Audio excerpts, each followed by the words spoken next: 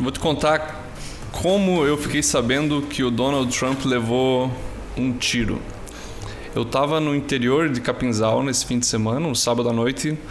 Eu tava umas 2 horas offline porque eu estava fazendo minha aula de dança semanal. Eu tô fazendo isso agora nos sábados. Pô, uma época era de marcenaria, agora é dança. Você Isso, realmente é um homem plural, né? Um homem plural, com certeza. Habilidades testadas pelo tempo. E quando eu fiquei online novamente, pego meu celular e tinha uma mensagem do meu colega lá, o Alex, dizendo que Trump tinha levado um tiro. Meu Deus. Na hora eu comecei a pensar, esse cara vai morrer, vai ser um caos, vai começar uma guerra civil nos Estados Unidos. O que vai acontecer com a civilização ocidental? O que vai acontecer com todos os países? O que vai acontecer com a ordem mundial por causa de uma coisa dessas que acontece? Um evento pode mudar o rumo da história.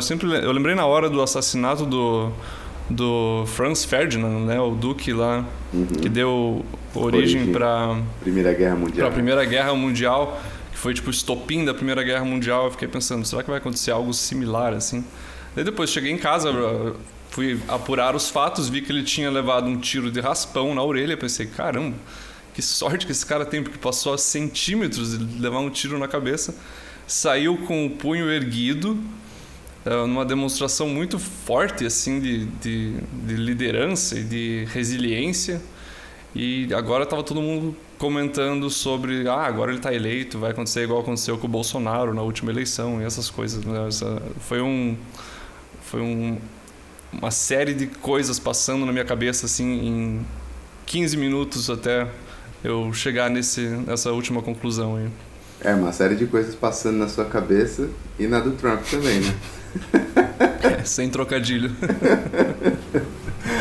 Cara, eu tava naquele momento em que eu tava dando um tempo das redes sociais. Sabe aquele horário que você diz assim, não, eu vou dar uma descansada na cabeça? Foi exatamente as 2 horas que eu descansei que o mundo foi abaixo, entendeu?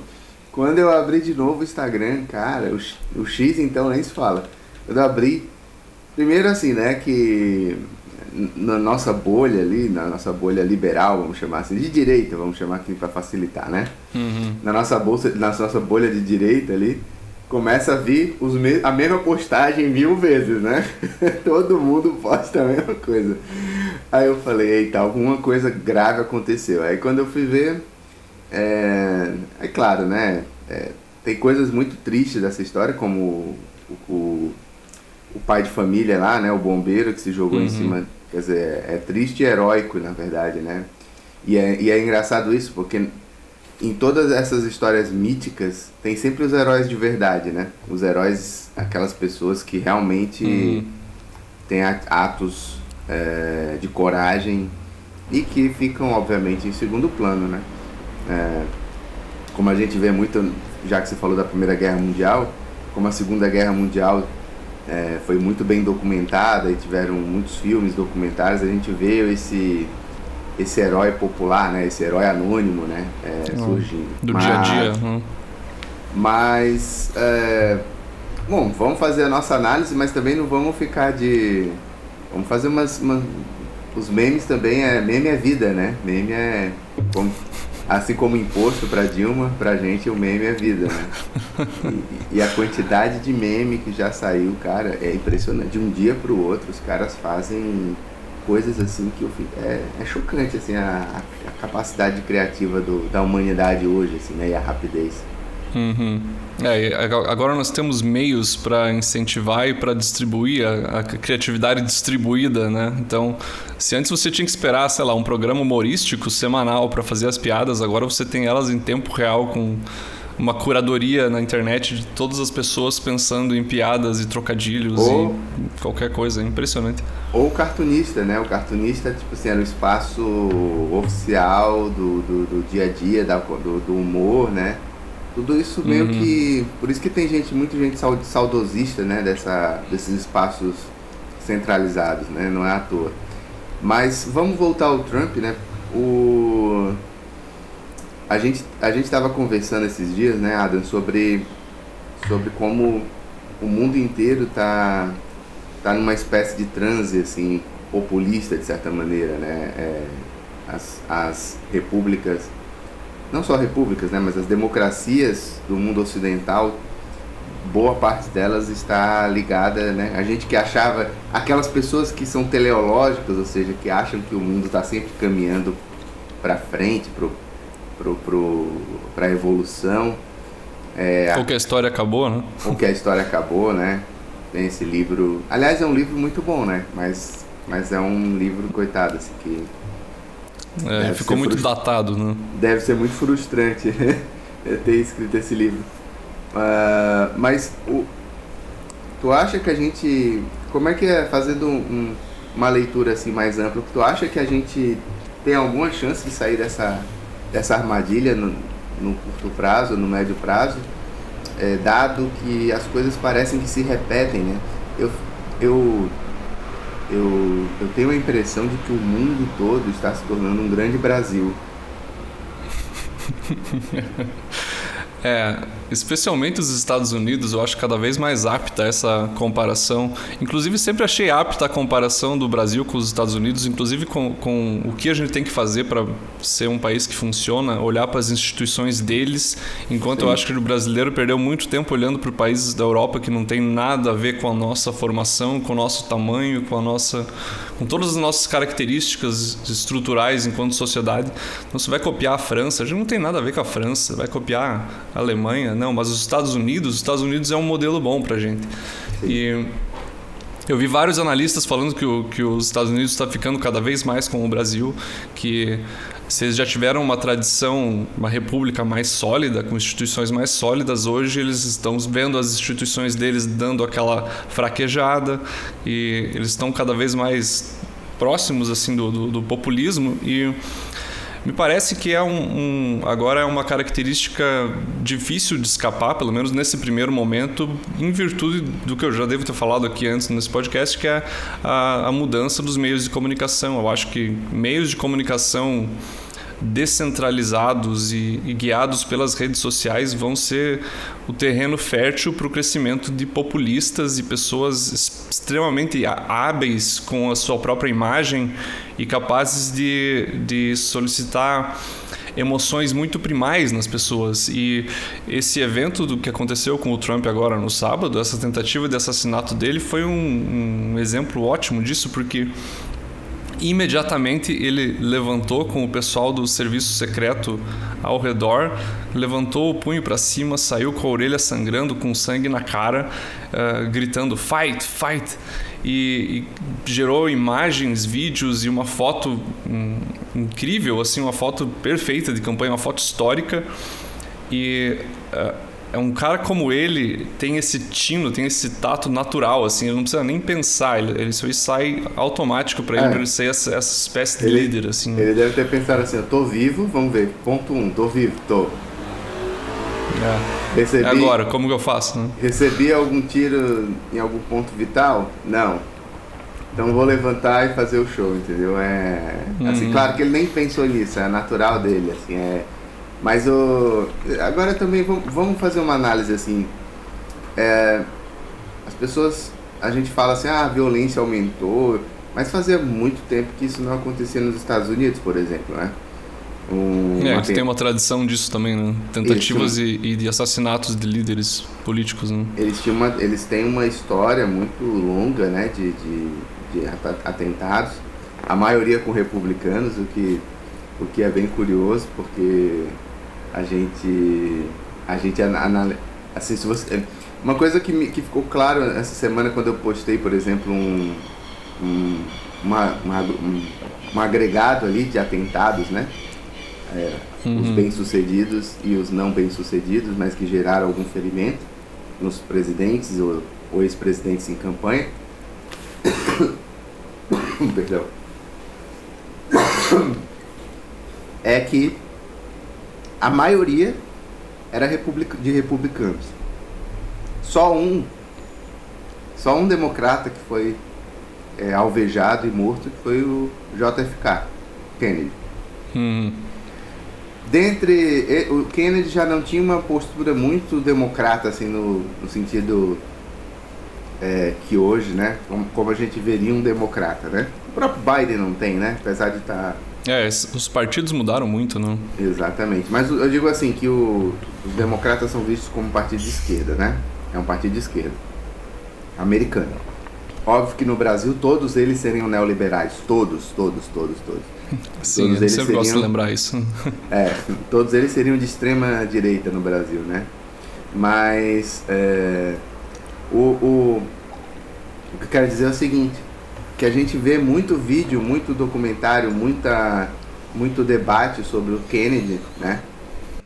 Talvez por ter sido, né, televisionado e tudo mais, e esse evento, o evento com o JFK tenha sido hipervalorizado, assim, né, em termos televisivos, né? Mas é curioso porque eu não tenho certeza se a postura dos democratas nessa época já era um pouco mais desarmamentista do que a atual, né? Uhum. Mas é curioso que os republicanos, que são os pró-armas, são os que mais tenham sofrido atentados à bala nos Estados Unidos, né? Alguns vão dizer que é um karma instantâneo, outros vão dizer que é um fato curioso. O que se fala muito agora é que, tá vendo?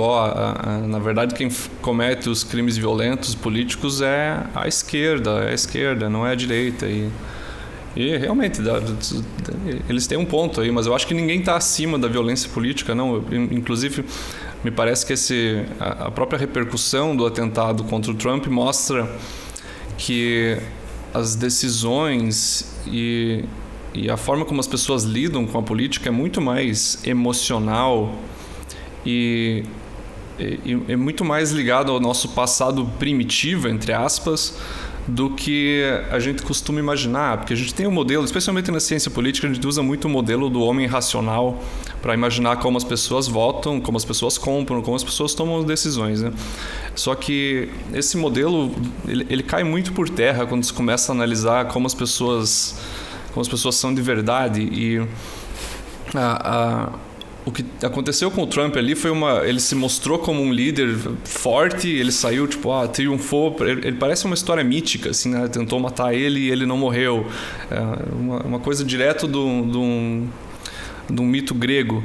E é esse tipo de coisa que mexe nas pessoas, né?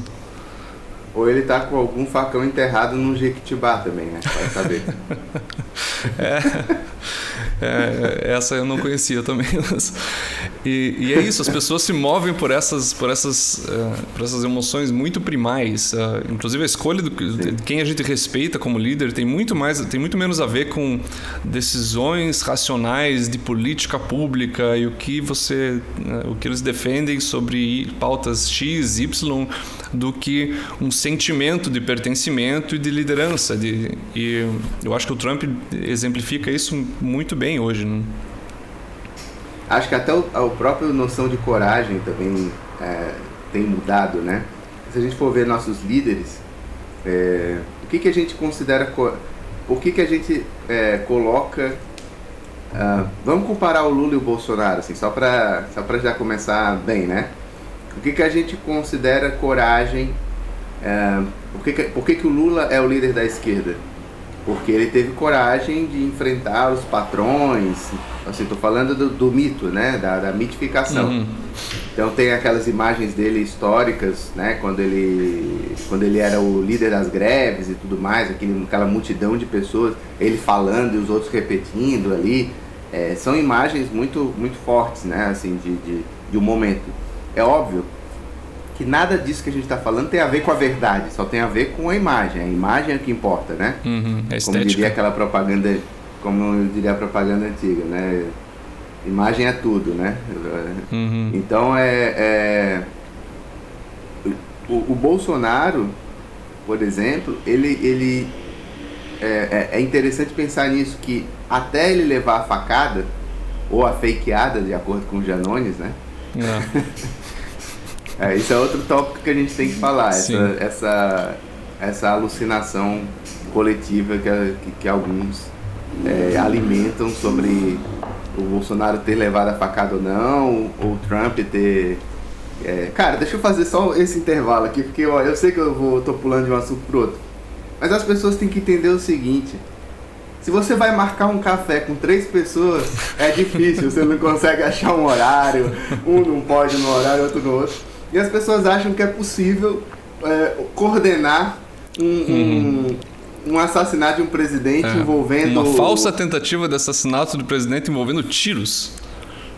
Não, e assim, ó, ele vai botar... Ó, o Trump é o seguinte: a gente vai atirar na tua orelha, tá?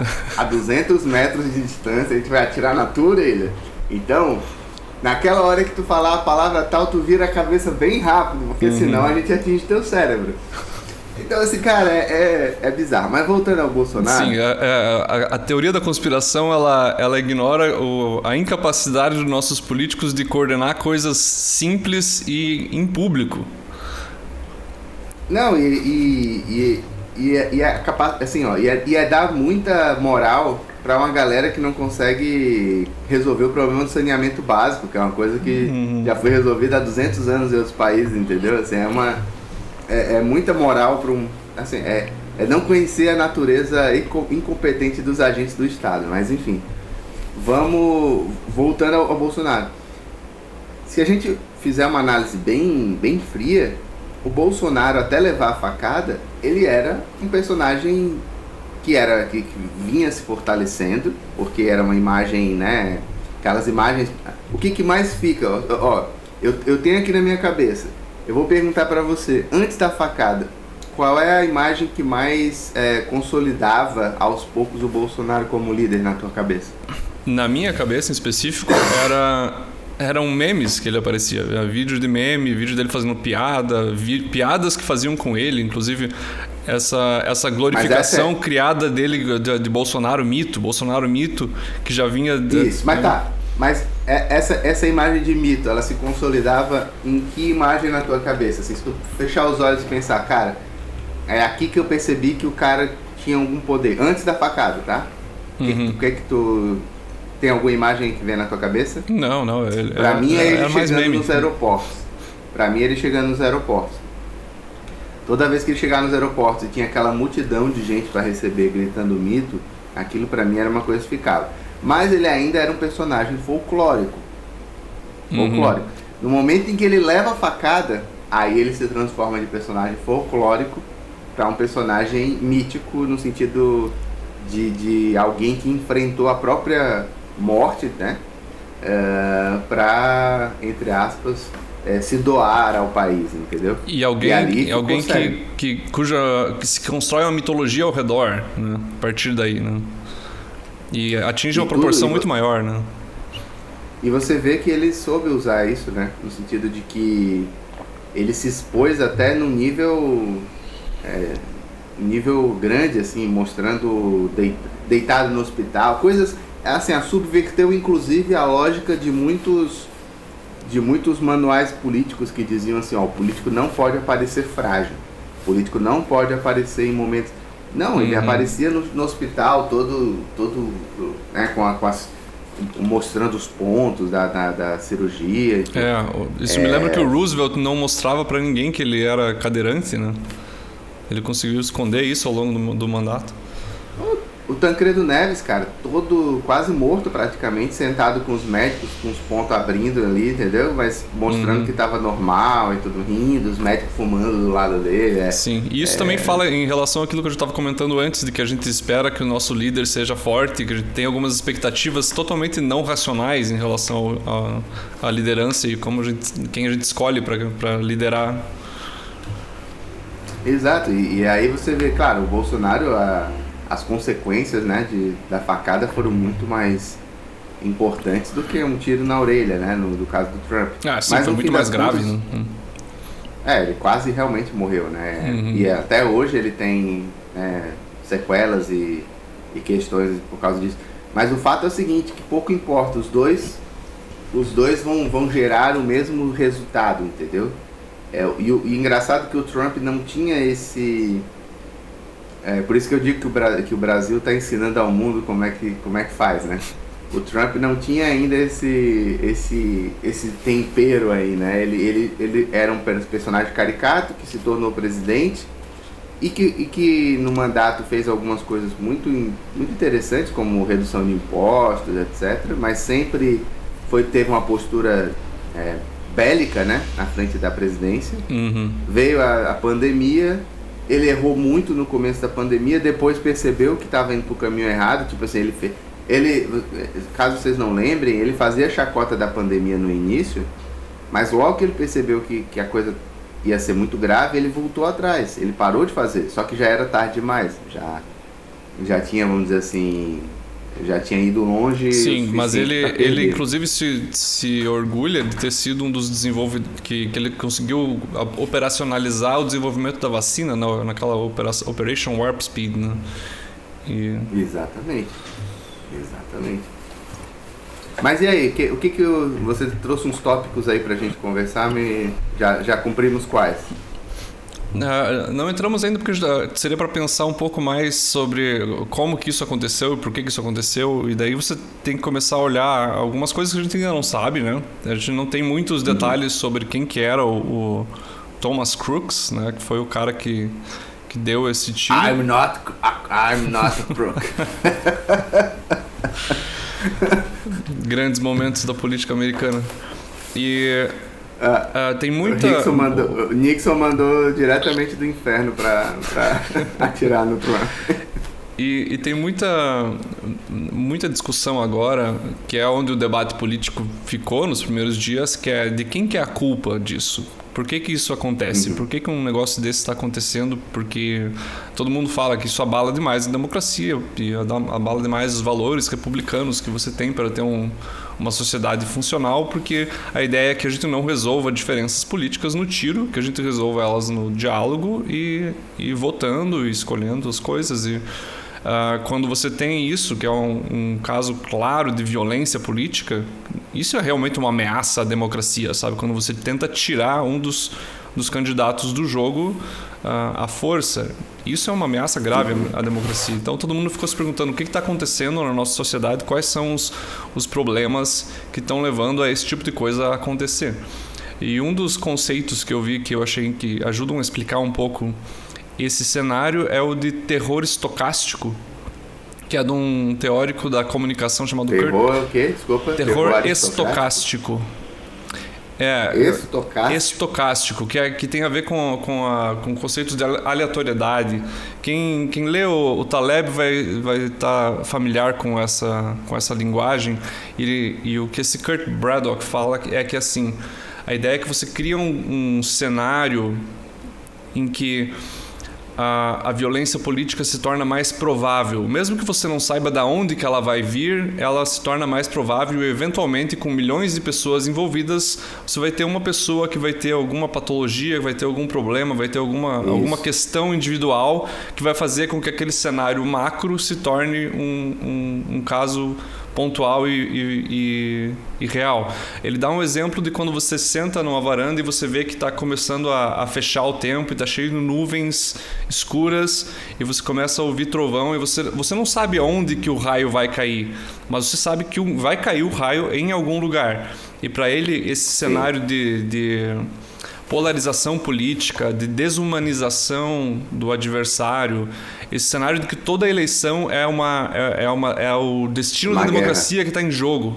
Ou seja, se esse candidato ganhar, a democracia já era. E na próxima eleição, de novo, se eles ganharem, a democracia já era. É uma ameaça existencial à república. Sim. Quando você começa a enquadrar as coisas desse jeito, você cria o cenário perfeito para que uma pessoa que tenha alguma fraqueza psicológica ou chegue na conclusão de que eu preciso fazer alguma coisa, porque se é uma ameaça existencial à América, se eu vou lá e dou um tiro nesse cara, eu estou salvando a América. A lógica não é difícil de entender. A questão assim, isso tu tens toda a razão. Essa polarização, né, vamos dizer assim, ela está causando no mundo inteiro esse cenário ideal, assim, onde as pessoas olham para o seu adversário político e pensam, se esse é o mal absoluto, por que eu não posso eliminar o mal absoluto, né? E é muita irresponsabilidade das lideranças políticas de alimentar isso, né? A gente vê isso no Brasil, no primeiro momento em que o Trump sofreu o atentado, já aquele deputado federal de Minas Gerais, aquela excrescência que infelizmente é deputado federal, postou que já, assim, em nome do engajamento, em nome de ser uma figura proeminente desse tipo de política. E é interessante que tu falou de engajamento, porque eu acho que o sistema do engajamento das redes sociais é exatamente o que cria os incentivos para essa polarização e para esse terror estocástico, porque as opiniões mais radicais são as que vão mais longe, são as que dão mais resultado. O ser moderado na internet não funciona. Tanto é que um canal chamado Ideias Moderadas talvez não tivesse feito tanto sucesso quanto Ideias Radicais, né? Exatamente. Foi a nossa ideia, uma das nossas ideias iniciais para o nome do podcast. Ideias Moderadas, mas... Mas enfim, voltando. Então, assim, esse ambiente faz com que todos os opositores sejam Hitler, né? Todos os opositores sejam... E todo mundo sempre... Existe uma fantasia já bem estabelecida. Assim, e se tivéssemos eliminado Hitler antes, né? E não teria tido guerra. Então, as pessoas que estão com algum desequilíbrio mental, que provavelmente é o que aconteceu com esse rapaz, né? Ele tem um perfil assim bem padrão de quem ataca nos Estados Unidos, assim, né? Geralmente né? Não estou dizendo, mas é o homem branco de classe média com algum tipo de transtorno mental. Problemas sociais também, assim, problemas desconectado sociais, das pessoas, pouco status. Pouco status, buscando alguma coisa para se destacar, né? Então, cara, simplesmente o cara vai matar Hitler na cabeça dele, né? Na cabeça dele ele tá indo salvar a humanidade. Isso, então, assim, é de uma irresponsabilidade esse tipo de postura, realmente com o futuro. Eu vou te dizer, eu não gosto tanto daquele livro como as democracias acabam ou falham, eu não lembro agora. Morrem, isso. Eu não gosto tanto, assim, porque eu acho que é igual a cola, o diagnóstico é bem feito, mas eu acho que como ele chega nesse diagnóstico e as soluções que ele dá são muito ruins, né? Porque, tipo assim, a solução dele vamos fortalecer todo esse aparato estatal que está gerando essa polarização, né? É uma coisa meio... Então, mas de fato a gente está caminhando, na minha opinião, assim, e eu queria até saber da tua opinião, como é que a gente sai desse... Existe alguma maneira de sair disso, assim, ou a que ponto nós vamos chegar dessa polarização, dessa descentralização total que a rede social favorece, mas onde a gente vai chegar com isso tudo? Ou a gente tem como sair disso? Eu não sei, eu acho que é difícil dar muitos cenários para o futuro, porque essa mudança social e essa mudança que aconteceu na tecnologia é muito recente ainda. E assim como quando surgiu a televisão e o rádio, também surgiram movimentos políticos que acompanharam, as redes sociais também trazem os próprios movimentos políticos delas. E é tudo muito novo, então a gente ainda não sabe usar essas tecnologias, a gente não está acostumado com elas. Talvez quando a gente tiver um pouco mais de tempo de uso, um pouco mais de tradição e uso em redes sociais, isso mude. Mas o que mais me assusta, na verdade, é que eu não acho que a gente vai ficar com as redes sociais do jeito que elas são por muito tempo, porque elas estão sempre se transformando e é uma revolução tecnológica contínua. Mais ou menos como Marx falava lá no Manifesto Comunista, de que o capitalismo transforma as relações sociais de produção o tempo todo em uma revolução constante. E eu sinto que o que acontece é muito mais a tecnologia que faz isso do que o próprio capitalismo, e é muito difícil para nós, em um ritmo humano e social, desenvolver instituições que consigam se adaptar a uma tecnologia, a uma base tecnológica que está sempre se transformando. Então, é difícil você criar uma tradição em cima de coisas que não tem nenhuma solidez. E nos últimos 10 anos você teve uma mudança muito grande, nos próximos 10 anos vai ter mudanças tecnológicas muito grandes, e eu vejo esse período de instabilidade social acompanhando essas mudanças, porque isso está tudo conectado com a forma como a gente interage e se comunica. Né? Eu tenho impressão, assim, uma saída que eu enxergo para isso, toda essa questão das redes sociais, da política polarizada, etc., é um salto de, como tu falou, né? A gente analisa as redes sociais como se fosse algo dado, né? Mas é algo extremamente recente, assim, que inclusive começou a influenciar as eleições. Se a gente quiser usar um marco, assim, a gente pode usar a eleição do Obama, quer dizer, 2008, é muito recente, assim, não é uma coisa que a gente ainda saiba exatamente onde vai dar, ali, num passado muito próximo.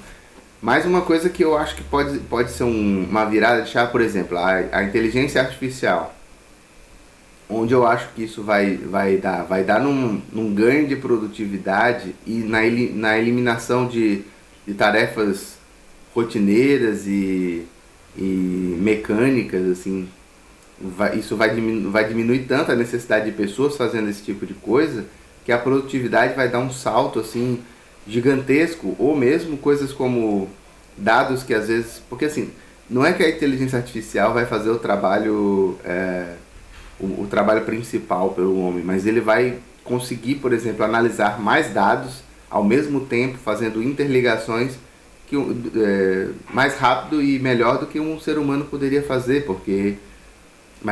então isso daí pode ser que isso gere um bem-estar para a sociedade, no sentido de ganho de bem-estar, de produtividade tão grande que o Estado vai ficando mais obsoleto. Não sei se tu entende isso que eu quero dizer, assim, a própria instituição, do jeito que ela é feita hoje, ela vai se tornando... Cara, assim, pra que eu preciso do Estado se eu já tenho quase tudo que a tecnologia pode me oferecer, entendeu? Então esses arroubos, né, essa necessidade... Claro que a gente está falando de países diferentes, com histórias diferentes, né? Os Estados Unidos é um país... Eles são uma potência econômica, militar, tecnológica... E a gente está no estágio ainda de estar falando sobre saneamento básico. Então, tem diferenças aí bem gritantes, né? Eu não sei. Eu sou um pouco mais cético em relação a isso. Eu acho que, primeiro, ganhos de bem-estar e produtividade não necessariamente se traduzem em mais estabilidade social. Eu acho que às vezes acontece exatamente o contrário. Eu acho que as pessoas têm muito mais dificuldade de lidar com a abundância do que com a escassez. E a mesma coisa em relação ao poder do Estado. Eu não acho que ele necessariamente vai diminuir se a gente tiver mais tecnologias à nossa disposição, e eu tenho medo que pode ser exatamente o contrário. Mas é que tá, veja só, o Estado, se a gente for... Claro que o Estado moderno é recente, mas assim, supondo que a instância que domina e a instância que manda, até certo ponto, perdeu o poder com o advento da tecnologia, ou seja, as monarquias absolutistas foram perdendo poder à medida em que a tecnologia avançava, à medida em que crescia uma classe média, ou não média, né, mas uma classe burguesa, etc, etc. Então, pelo menos, eu não estou querendo ser teleológico, né, já que eu critiquei isso, mas pelo menos na história a gente vai vendo que à medida em que a tecnologia avança e há um aumento de produtividade e há um aumento de pessoas com acesso a mais coisas, o poder dessa entidade central ela vai diminuindo. Pode ser que eu esteja enganado, né? Mas talvez essa tecnologia... Eu acho que nós estamos prestes a dar um salto tecnológico assim, muito, muito grande, assim, sabe mesmo? Porque o que a inteligência artificial é capaz de fazer agora, que ela mal começou, já me impressiona, né? Imagina daqui a 5 anos. Tá, deixa eu tentar recuperar o teu argumento aqui e ver se eu entendi. Assim como aconteceu com monarquia absolutista, por exemplo, que uma série de revoluções tecnológicas, incluindo tecnologias sociais, que, por exemplo, o modo capitalista de produção, como ele foi se desenvolvendo, é uma forma de tecnologia social, de como organizar fatores de produção para gerar mais produtividade. Revolução industrial, etc. A própria mudança nos meios de comunicação, eu sempre reforço a imprensa, por exemplo, foi essencial para a dissolução ao longo prazo da monarquia. Então você tem uma diminuição do poder do monarca. Porém, esse poder ele trocou de mãos, eu digo, e inclusive ele se multiplicou com a tecnologia, porque o Estado... Mas ele se descentralizou, né? Ele se descentralizou, mas ele também se tornou muito maior, porque hoje um líder de um Estado moderno tem uma capacidade, tem um poder muito maior, assim, em termos do que ele pode fazer. Apesar do poder dele, relativamente ao resto da sociedade, seja menor do que do monarca absoluto, ele tem muito mais poder absoluto. Mas o aí Joe Biden hoje exatamente... tem os códigos nucleares, que é algo que ninguém na história da humanidade teve tanto poder à sua disposição. E o meu medo é isso, a gente passou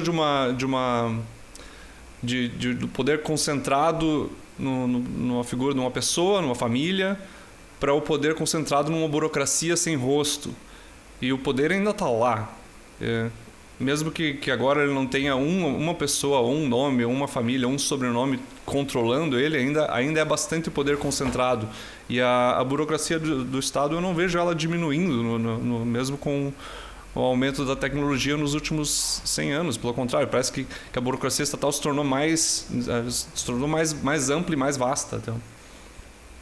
Não, eu não estou questionando, não questiono isso. Eu acho que sim, a pandemia ajudou a reforçar esse poder estatal no mundo inteiro, né?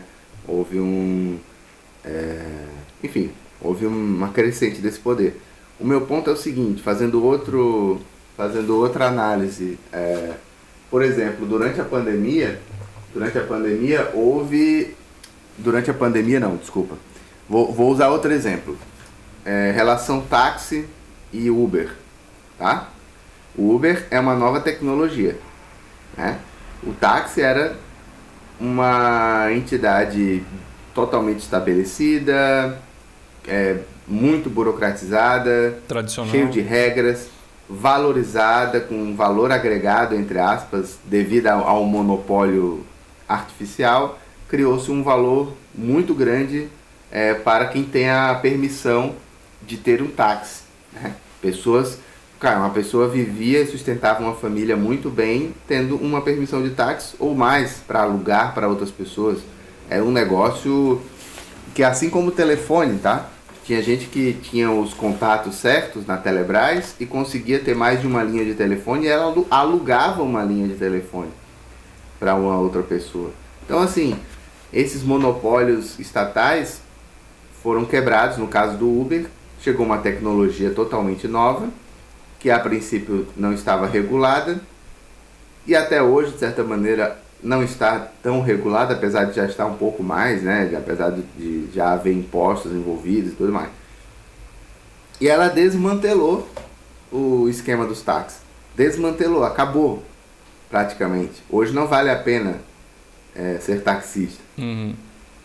Então é um poder a menos. O Estado hoje, por mais que ele esteja tentando dominar o Uber, né? Desde sempre tentou, os lobbies foram grandes, mas o Uber, a tecnologia do Uber venceu essa guerra.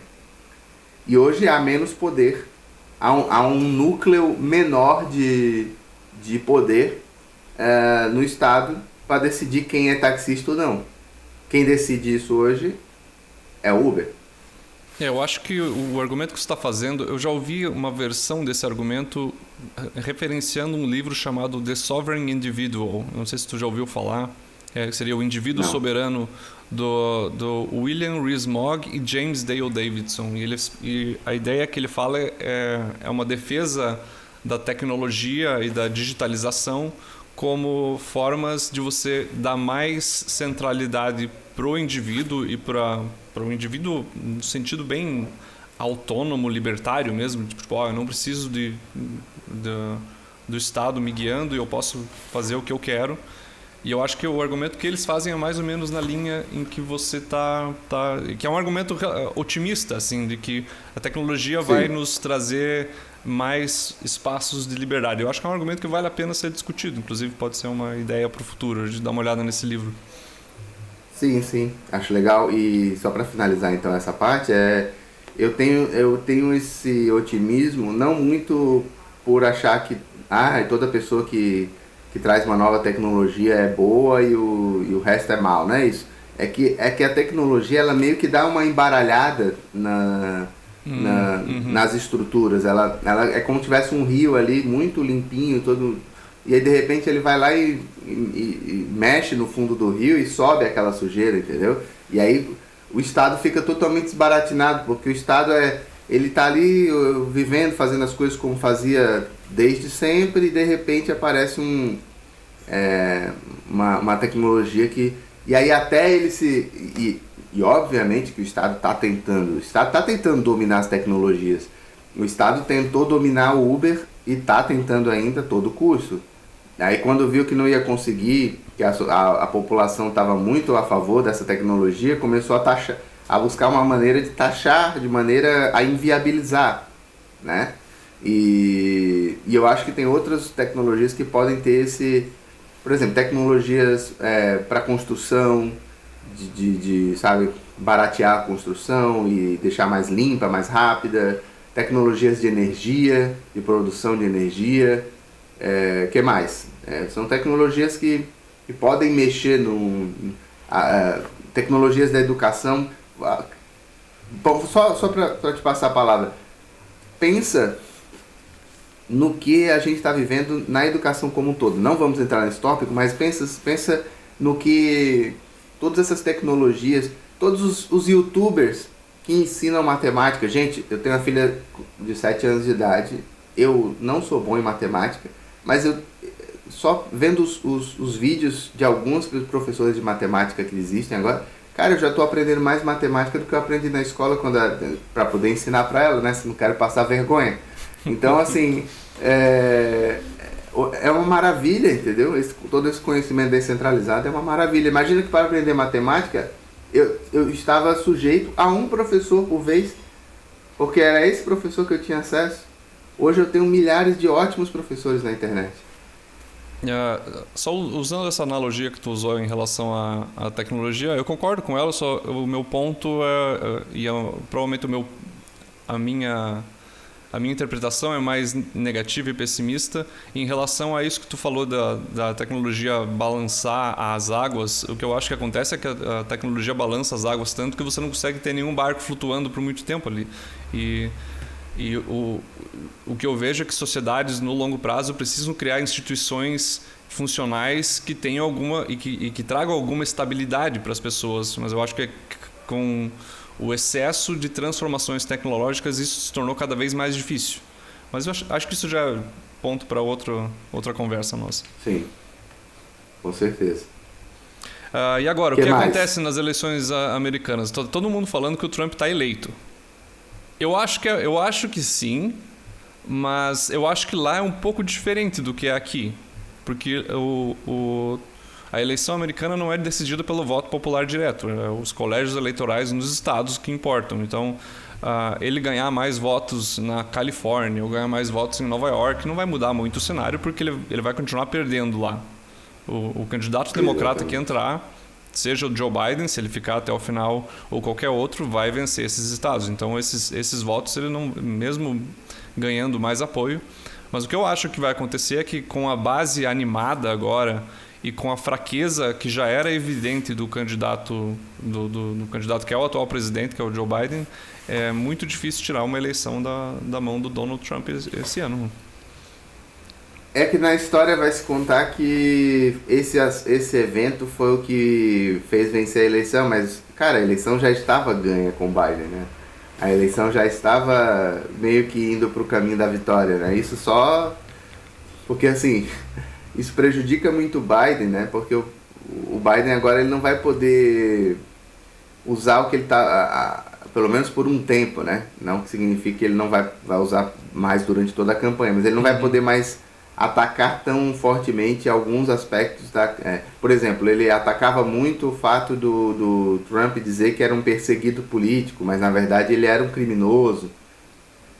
Pô, o cara levou um tiro, mesmo que de raspão, mas é difícil agora você bater um cara que dizer que o cara, você não é um perseguido político, o cara acabou de levar um tiro. Levou um tiro de um cara que provavelmente não tem nada a ver com o jogo, aleatório, que foi forçado não, né?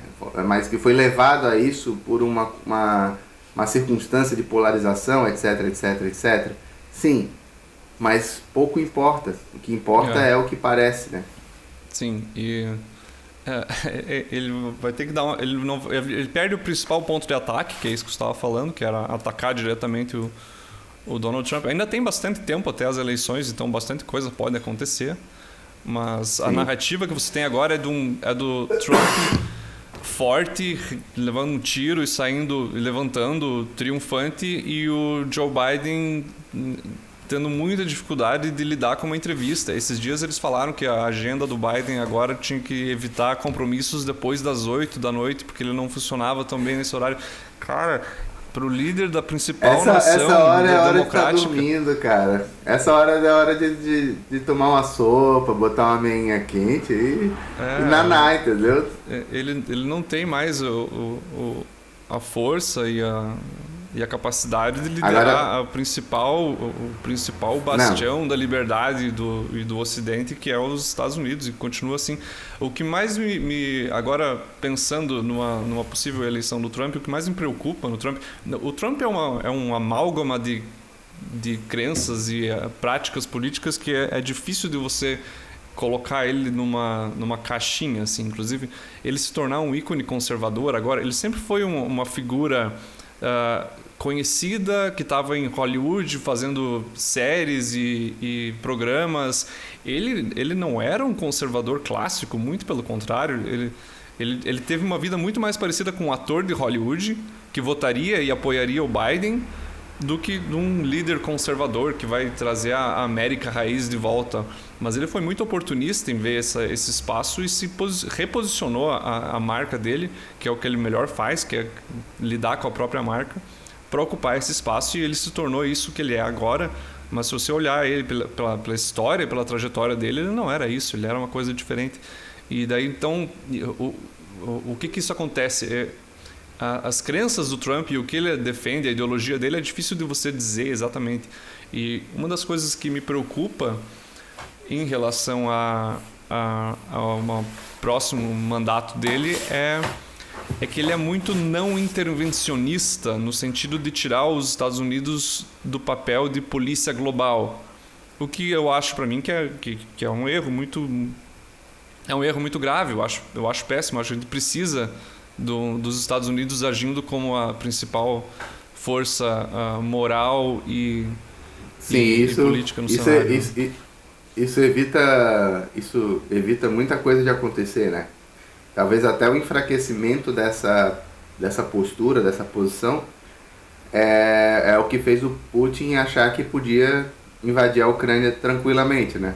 Isso, ou mesmo o Hamas atacar Israel, né? Não sei, acho que o Hamas não liga muito para isso, não, mas eu acho que no Ocidente, assim, o Putin, a Rússia, ela fica de olho no que...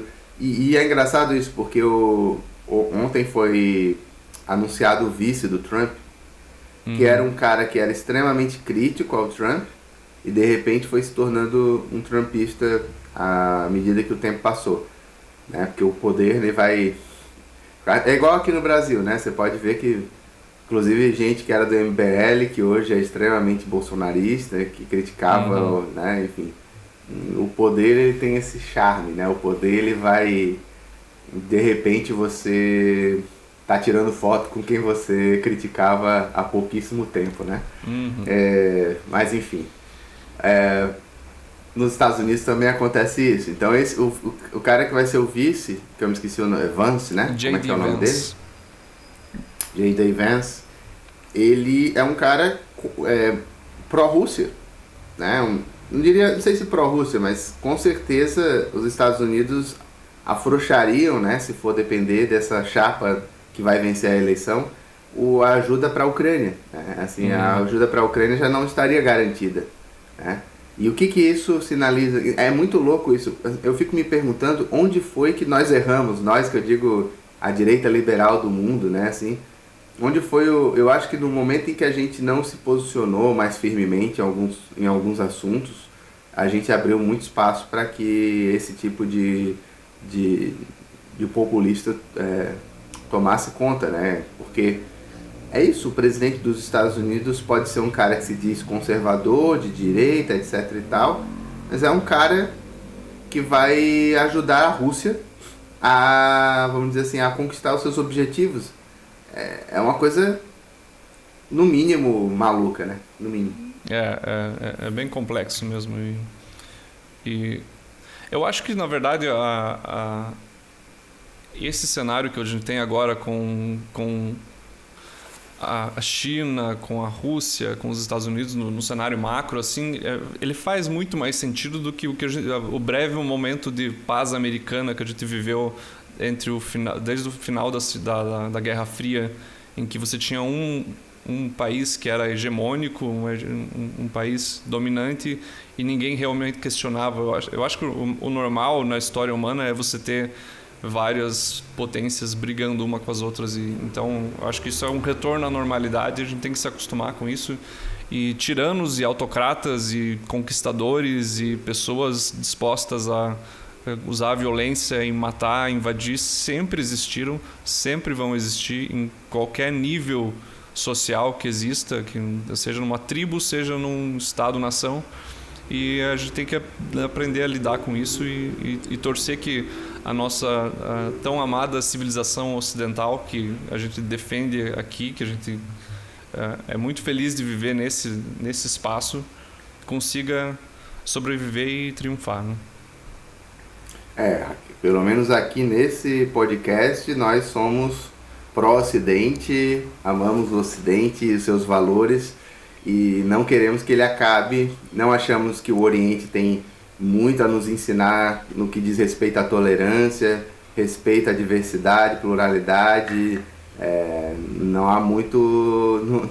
Os fatos não mentem, assim, sabe? Isso é uma coisa muito que sempre me incomodou muito, né, na academia, como sou professor de uma universidade federal. É esse louvor ao Ocidente, o Oriente, como se o Ocidente fosse tudo de ruim. Mas não é sobre o Oriente, na verdade, é só sobre não ser o Ocidente capitalista. Qualquer coisa. O Michel Foucault, que é essa estrela pós-moderna, defendeu a revolução do Ayatollah Khomeini porque era uma resposta à hegemonia ocidental. Então ele não estava nem aí pro conteúdo do que era aquilo lá, mas se é inimigo do meu inimigo, é meu amigo. Basicamente é isso aí mesmo. E aí a gente tem que deixar isso sempre muito claro, né? É o que faz parte da esquerda, ou grande parte da esquerda, defender o Hamas, né? É uma coisa... Isso. É uma coisa... E chamar os israelenses de nazistas. Então, a gente não... Eu acho que agora nosso papel é esse, é não deixar... É ser firme e ponderado. Eu tenho repetido muito isso, sabe? A gente precisa de um movimento de pessoas firmes, mas ponderadas, que não cedam à lacração, que não cedam ao debate histérico, mas que sejam firmes, né? Que não sejam em cima do muro, que não cedam a discursos fáceis, nem tenham medo de se posicionar quando for necessário falar sobre certas coisas difíceis, né? Mas com tranquilidade, com calma, sem entrar nessa guerra de palavras de chavões, né? Isso, com certeza. Então é isso. Falamos de Trump, né? Falamos de tudo um pouco. Como é de praxe aqui, né? Como é de praxe, mas sempre muito bom fazer essa viagem, porque num evento como esse, né? Nada é simples, nada tem muitas camadas, né? Muitas coisas que acontecem desde as histórias individuais, como a gente falou sobre o bombeiro que protegeu a família, desde do atirador, da história que a gente ainda não sabe desse atirador, que não tinha nenhum não tinha nenhuma... Não dava nenhum indicativo. Eu trabalhava, inclusive, num lar de idosos, pelo que eu li. Quer dizer, um cara que, a princípio, era acima de qualquer suspeita e faz um ato extremo desse, né? Aí tem questões como se o serviço secreto foi ou não foi incompetente para lidar com a situação. Tá bem claro, na minha opinião, que sim, né? Houve uma certa negligência ali. Aí, obviamente, que não se sabe se uma negligência permitida ou incompetência pura mesmo, né? Então, assim, são muitas camadas e tem muito mais pra gente conversar aí nos próximos episódios. Valeu, meu irmão. É isso aí, Rafa. Até a próxima.